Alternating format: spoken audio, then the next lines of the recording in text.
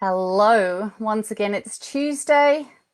Once again, I'm here chatting with you guys about women's health and answering your questions. And today, it being my first session back in 2025, I thought I would reintroduce myself and just clarify my position and my mission with this education company. So, if you've been following a while, you know I'm quite assertive and vehement about women's health and equality more broadly, especially in the medical industry and across health and fitness. Um, and it is alienating for people who believe that wanting to lift women up and wanting equality for women is the same thing as wanting to bring men down and hating men. And I just want to be clear that that is not my position.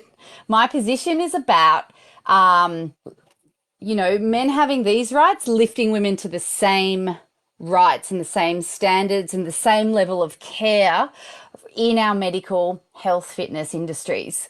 So why does that matter? Well, number one, why does it matter to me? I was an Australian sailing team athlete. I was at the Institute of Sport, or the New South Wales Institute of Sport, as both an athlete and a coach. Yet I still developed preventable pelvic floor dysfunctions by the time I was 24 years old. And later, I found out that depending on the sport, athletes have 2 to 3 times the risk of developing pelvic floor dysfunction than general populations. And that made me a little angry.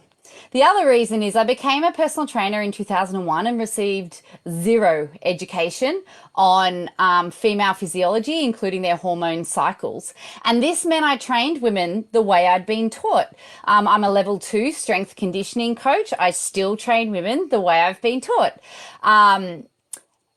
But many of these women got injured. Despite my best efforts and my best research, many became disillusioned and many dropped out, right? And I didn't have the tools and strategies, 25 years ago to keep them in and to understand why this was happening. The number one barrier to exercise for women in Australia is pelvic floor dysfunction. And it's also the number one reason why they drop out of exercise. And it's a preventable issue.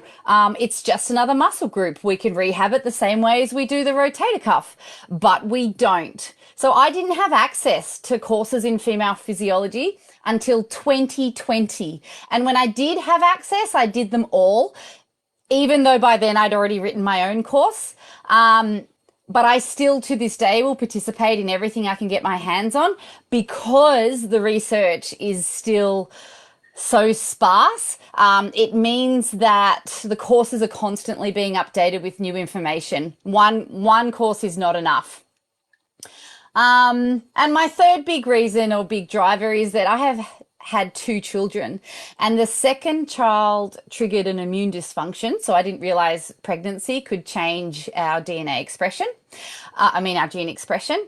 And I developed a tumor the size of a grapefruit. It was huge. It weighed half a kilo. It rested on my bladder. It exacerbated my existing pelvic conditions. As a treatment, I had it removed and part of my bowel. So it's shortened my bowel. I have less time to absorb my nutrients. And as a happy side effect of that, the surgery itself triggered a gluten intolerance and an autoimmune disease. Now, women are twice as likely to have this effect from surgeries or just to develop autoimmune disease between 40 and 60 years of old. I didn't know that until it happened to me. So women may be living longer, although if you take deaths by risk taking for young men out of the equation, women actually don't live a huge amount longer. It's just we don't die so young from, speeding in vehicles without a seatbelt on, for example. But we're living in much, much lower wealth of health than men are. Okay, so even if we were living 4 years longer, like the stats say, we're living like a third of that time in poorer health with autoimmune disease, arthritis, diabetes, you name it. We're twice as likely to develop it. Now, none of the things that happened to me are cause and effect, but they have all contributed to the environment where I developed these conditions all before I was 40. Okay, so I'm 44 now. I have another, 30 to 40 years with this pelvis and with this intestine, and I need to look after it. And that's only going to happen if I educate myself where the medical industry has not educated its doctors. Okay, so sadly, my story isn't unique. I was brought up in an active family. I ate plenty of fruit and vegetables. I was otherwise very, very healthy. And all of those things should have reduced my risk or delayed the onset of these diseases for me. And other women just aren't so lucky. So many women are not even exercising because the number one barrier, pelvic dysfunction, but the number two barrier is they don't believe they belong in the weights room or in the gym. And if we want to help these women and if we want to do better by our female clients, we just have to get educated. So I hope that clarifies my position somewhat, and I hope that helps you get to know me a little bit.